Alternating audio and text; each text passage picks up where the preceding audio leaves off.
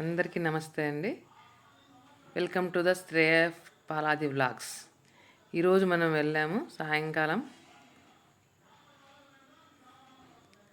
Venkatesh tax దగ్గర గోశాలకు అనమాట.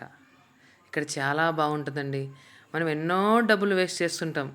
ఈ గోమాతలకు ఇంత మనకు నచ్చిన కూరగాయ తెచ్చుకోవచ్చు, ఏదైనా తెచ్చుకోవచ్చు.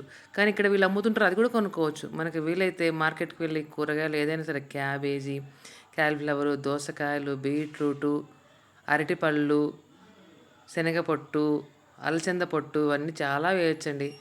ఒకసారి వెళ్ళాము మా మ్యారేజ్ డేకి, చాలా సంతృప్తిగా వేశాం.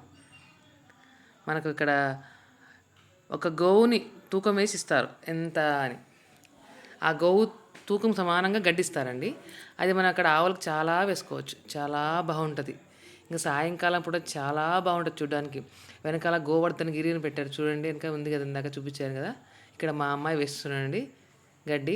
అక్కడ కూర్చుని అక్కడ అందరు కూరగాయలు వేస్తున్నారు చూడండి, క్యాబేజీ అవన్నీ. మనసుకు చాలా ప్రశాంతంగా ఉంటుంది. మనం హోటల్కి వెళ్ళి అది తినొచ్చాము ఇది తినొచ్చాము అంటే ఒక 1000 రూపాయలు ఇక్కడ పెట్టామంటే 1100 ఇస్తే మన గోమాతకు గడ్డిస్తారు. ఎన్ని గోమాతలకు వేసుకోవచ్చో, ఎంత ప్రశాంతంగా ఉంటుందో మనిషికి.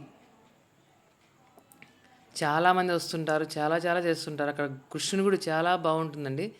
ఇక్కడ గోశాలలో వెనకాల ఉంటుంది అనమాట గోవర్ధనగిరి. చాలా బాగుంటుంది విగ్రహం, ఇక్కడ అంతా చాలా బాగుంటుంది. ఇంకా మా అమ్మాయి సరిగ్గా తీయలేదు కానీ కృష్ణుని గుడి చాలా బాగుంటుంది. అందరికీ తెలిసిందే ఇది. మేము అలా వెళ్ళొచ్చాము ఈరోజు, అందుకే చూపించాం. Thanks for watching.